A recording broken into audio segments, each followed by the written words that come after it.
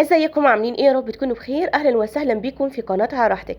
هنعمل مع بعض طريقه الفول الاسكندراني بطريقه سهله وبسيطه، تكات حلوه كده، هيكون طعمه حلو وفي نفس الوقت طريقه تقديمه احلى.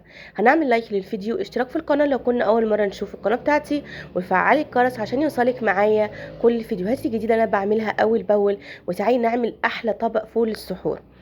اول حاجه هنجيب زيت او سمنه المتوفر عندك، وهنجيب بصلايه وطماطمايه وقرن فلفل. هننزل كده بنص القرن فلفل، وهنسيب بس معلقتين كده من البصل هنزين فيهم من فوق، وهنشوح البصل والفلفل.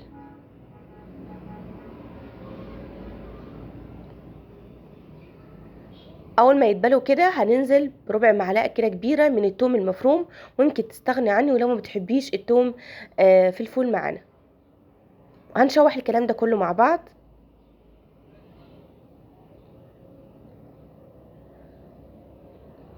هننزل بالطماطم، وبرده هنسيب معلقه من الطماطم المتقطعه صغير، هنسيبها برده للتزيين، وهنشوح الباقي مع بعض بالطريقه دي.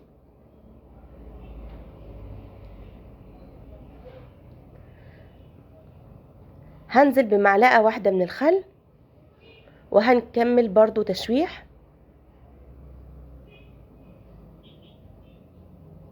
سيبها تدبل شوية كده مع بعض بالطريقة دي لحد ما الطماطم كده تتهري معايا شوية. وبعد كده نبدأ ننزل مع بعض بالفول، سواء بقى كنت حابة ان الفول يكون قطع صاحية او اللي احنا نهرسه كويس زي ما بتحبي بتضيفيه. وهنقلبه كده مع البصل والطماطم والفلفل. نبدأ بقى نرش التوابل. معانا ملح، معانا ربع معلقة من الكمون بالطريقة دي، ملح وكمون، ولو حابة تضيفي اي مكونات تانية بتضيفي.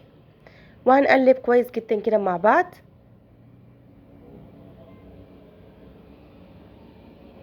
وبعد كده بنبدأ ننزل بعصير نص ليمونة،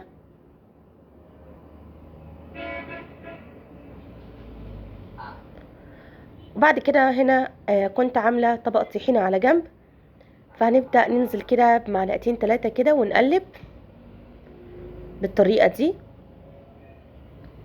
وهنا كده خلاص هنطفي النار. وبعد كده يلا نشوف طريقة التقديم. هنجيب الطبق اللي هنقدم فيه وهنضيف كمية الفول كلها، وبعد كده كمية الطماطم والبصل والفلفل اللي انا سبتهم على جنب هزين بيهم كده من فوق بالطريقة دي. وبعد كده هكمل بالطحينة تزيين من فوق،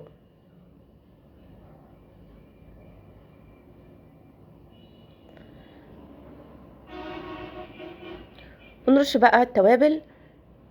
معانا كمون سادة، حابة تضيفي كزبرة ناشفة برضو بتضيفي، رشة بسيطة من البابريكا، وبعد كده رشة بسيطة من الزيت. وكده الطبق بتاعنا بيكون جاهز. طريقته سهلة وبسيطة، وكمان لو حابة تضيفي زيتون شرايح بتضيفي.